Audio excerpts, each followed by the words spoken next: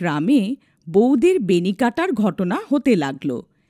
যেমনি রাত হতো, এক ডাইনি হাতে ছুরি নিয়ে আসত, আর যে কোনো বউকেও ঘুমোতে দেখত, সেই ডাইনি তার বেনি কেটে সেখান থেকে চলে যেত। কেউ এটা বুঝতে পারছিল না যে এটা কেন হচ্ছে। তারপর একদিন, ওগো, নিজের চুল লুকিয়ে রাখো, পুরো গ্রামে বেনি কাটার ঘটনা বাড়তেই চলেছে। যদি ওই ডাইনিয়ের চোখ তোমার লম্বা চুলে পড়ে যায়, তাহলে ও তোমার চুল কেটে নিয়ে চলে যাবে। ওগো, তুমি মোটেও কিছু চিন্তা করো না। কোনো ডাইনির এত সাহস কই যে ও আমার বেনিতে হাতও দিতে পারবে? আচ্ছা, তাহলে এই ব্যাপার। যেমন তোমার ইচ্ছে, আমাকে খবরদার করার ছিল তোমাকে। যদি বেনি কেটে যায়, আমার কাছে কেঁদে কেঁদে আসবে না। এতটা বলে ভীমা ওখান থেকে বেরিয়ে গেল। রাত হওয়ার পর সেই বেনি কাটা ডাইনি আবার গ্রামে আসে। সে নিজের শিকার এদিক সেদিক খুঁজে বেড়ায়। তখনই ও এক ঘরের জানলা দিয়ে একটা বউকে ঘুমোতে দেখতে পায়। ডাইনি সেই ঘরে ঢুকে যায় আর সেই বউয়ের বেনি কেটে নেয়। যখন বউটার বেনি কেটে গেল, তার ঘুমও ভেঙে গেল। হে ভগবান, এই ডাইনি বাড়িতে কি করে ঢুকলো? হায়, আমার বেনি কই গেল? আরে মরে গেলাম রে, এ তো আমার বেনি কেটে নিল। তখনই সেই ডাইনি তার বেনি নিয়ে ওখান থেকে উড়ে যায়। তারপর সেই বউটা ওর পেছনে যায়, কিন্তু সেই ডাইনি অন্ধকারে অদৃশ্য হয়ে যায়। তখনই তার বড় তার পেছনে পেছনে ওখানে চলে আসে। কি হলো মিনা, তুমি হঠাৎ এত রাত্রে এখানে কেন চলে এলে? দেখো না, এই ডাইনি আমার বেনি কেটে নিল, আর অন্ধকারে কে জানি কোথায় পালিয়ে গেল। হে ভগবান, এ কি হয়ে গেল? তুমি ঠিক আছো তো? ও তোমার কোনো ক্ষতি করতে পারেনি তো? তারপর তারা দুজন দুঃখী মনে নিজের বাড়ি ফিরে যায়। পরের দিন সকালে মিনা বেনি কাটার কথা পুরো গ্রামে ছড়িয়ে যায়। সবাই সেই ডাইনির বিষয়ে কথা বলছিল। তারপর ভীমাকে নিজের বউয়ের চিন্তা হলো, তাই সে নিজের বাড়ির দিকে ফিরে গেল। বাড়ি পৌঁছে সে নিজের বউয়ের ঘরে যায় আর দেখে যে তার বউ নিজের চুল চিরুনি করছিল। আরে সুমন, তুমি শুনতে পেলে? কাল রাত আমার বন্ধু মোহনের বউয়ের বেনি সেই ডাইনি কেটে নিল। আমাকে তোমার জন্য খুব চিন্তা হচ্ছে। যদি ওই ডাইনি এখানে চলে আসে?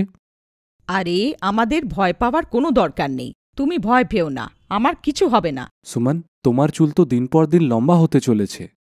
আগে তো এগুলো এত তাড়াতাড়ি বাড়তো না, হঠাৎ এগুলোকে এরকম কি হলো? ওগো, আমি এখন নিজের চুলের একটু বেশি যত্ন নিচ্ছি, তাই। ঠিক আছে, ঠিক আছে, তুমি নিজের খেয়াল রাখো। আমি মোহনের সঙ্গে দেখা করে আসি।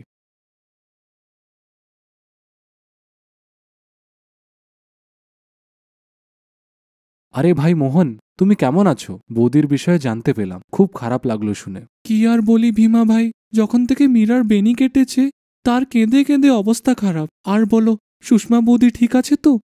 এখন তোমাকে বৌদির খুব বেশি যত্ন নিতে হবে, যেন ডাইনিটা ওনাকে ওর শিকার না বানিয়ে ফেলে।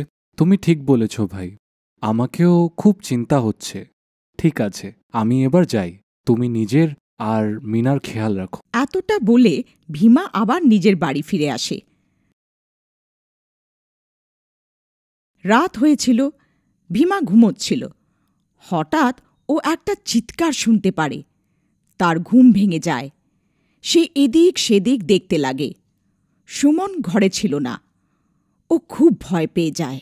সুমন, কোথায় তুমি? সুমন, কোথায় তুমি? হায়, আমি তো মরে গেলাম, বরবাদ হয়ে গেলাম। ডাইনি আমার চুল কেটে নিয়ে চলে গেল। হায়, আমি মরে গেলাম। আরে, এটা কার শব্দ? মনে হয় ডাইনি আবার কারো উপর আঘাত করেছে। আমায় বাইরে গিয়ে দেখতে হবে। তারপর সে বাইরে দৌড়ে যায় আর দেখে যে বাইরে কিছু গ্রামবাসীরা দাঁড়িয়ে রয়েছে। ও ওদের কাছে যায়। কি হলো ভাই? এই চিৎকার কিসের ছিল? কি হলো? সব ঠিক আছে তো? না ভাই, এখনই সেই ডাইনি বেচারির বেনি কেটে অন্ধকারে অদৃশ্য হয়ে গেল। হে ভগবান, সুমন তুমি কোথায়? আমায় বাড়ি ফেরা উচিত। তারপর সে বাড়ির দিকে দৌড়ে যায়। যখন সে বাড়ি পৌঁছায় দেখে যে সুমন নিজের চুল চিরুনি করছিল। ও তাকে দেখে আশ্চর্য হয়ে যায়। সুমন, তুমি কোথায় চলে গেছিলে? তুমি জানো এখনই ডাইনিটা আবার কারো বেনি কেটেছে। কি তোমাকে একটুও ভয় লাগে না? সুমন ওর কথাগুলোকে কানে নিল না আর খুশি খুশি নিজের চুল চিরুনি করতে লাগল। সুমনের চুল এখন আরও লম্বা হয়ে গেছিল। এ কি সুমন, তোমার চুল তো একদিনেই এত লম্বা হয়ে গেছে। এ কি করে হতে পারে? ভীমা সুমনের চুল দেখে ভয় খেয়ে গেল। সে বুঝতে পারল না যে এগুলো হচ্ছেটা কি। তারপর দিন সুমনের চুলের লম্বা হওয়ার চর্চা পুরো গ্রামে ছড়িয়ে যায়। সবাই তার চুলের বিষয়ে কথা বলছিল। আরে ভাই, যখনও ডাইনি কারো চুল কেটে নেয় তখনই ভীমায়ের বউয়ের চুল আরো লম্বা হয়ে যায়। আমাকে তো লাগে ভীমায়ের বউই বেনি কাটা ডাইনি হচ্ছে। ভীমা সব গ্রামবাসীদের কথা শুনছিল। সে কিছু বুঝতে পারছিল না যে ও কী করবে। তারপর ও নিজের বন্ধু মোহনের কাছে সাহায্য চাইতে যায়। মোহন ভাই, আমাকে লাগছে সুমনই সেই ডাইনি যে গ্রামের সবার চুল কেটে নিচ্ছে। তুমি এমন কেন বলছো ভাই? ভাই, যখনও কারো বেনি কাটা পড়ে সুমনের চুল আরও লম্বা হয়ে যায়। আর কাল যখন ডাইনির ঘটনাটা হলো, সুমন নিজের বিছানাতেও ছিল না। তারপর হঠাৎ কে জানি কোথা থেকে চলে আসলো। যদি এরম হয় তাহলে আমাদেরকে কিছু তো করতেই হবে। তুমি আজ রাত্রে ঘুমানোর নাটক করবে, তারপর যখনই বৌদি বাড়ির থেকে বেরোয় তুমি তার পিছনে যেও। তারপর সব স্পষ্টভাবে আমরা জানতে পারবো। মোহন ভাই, তুমি আমার সঙ্গে আমার বাড়ি চলো। তুমি ওখানেই লুকিয়ে পড়বে, তারপর ওকে আমরা ঠিক মুহূর্তে ধরে নেব। ঠিক আছে, চলো তাহলে।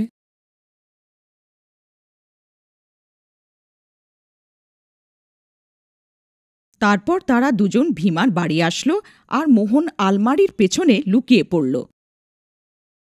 রাত হওয়ার পর ভীমা ঘুমোনোর নাটক করল। তখনই সুমন উঠল আর বাইরে বেরিয়ে গেল। ভীমা ভাই, উঠো, দেখো বৌদি ঘরের থেকে বেরিয়ে গেছে।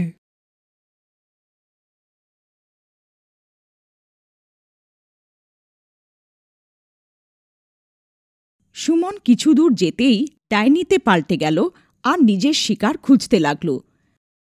ভীমা আর মোহনের চোখ বড় বড় হয়ে গেল। ভীমা ভাই, তোমার সন্দেহ ঠিক সাব্যস্ত হলো। তোমার বউ তো ডাইনি বেরোলো। মোহন ভাই, এবার কি করি? এই নিশ্চয়ই নিজের শিকারের খোঁজে বেরিয়েছে। যদি আমরা ওকে না আটকাই তাহলে আজ সে আবার কারো চুল কেটে নেবে।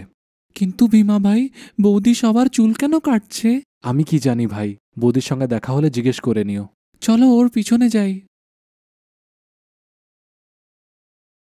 একটু দূর ওর পেছন যাওয়ার পর ডাইনি একটা জায়গায় থেমে যায়।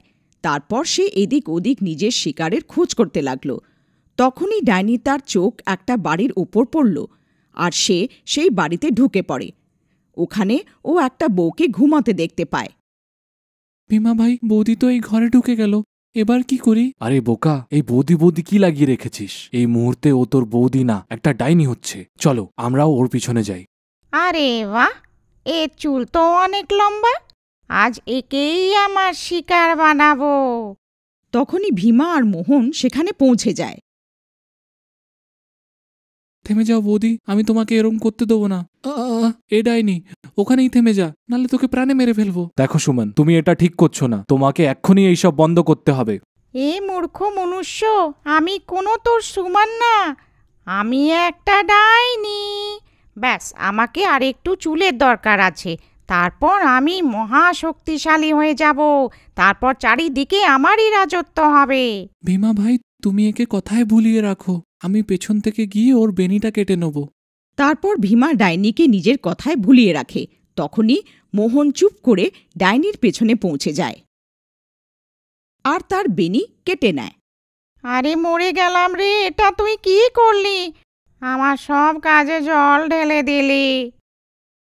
বেনি কাটতেই ডাইনির সব শক্তি শেষ হয়ে গেল আর সুমন ডাইনির কাছে থেকে মুক্তি পেল।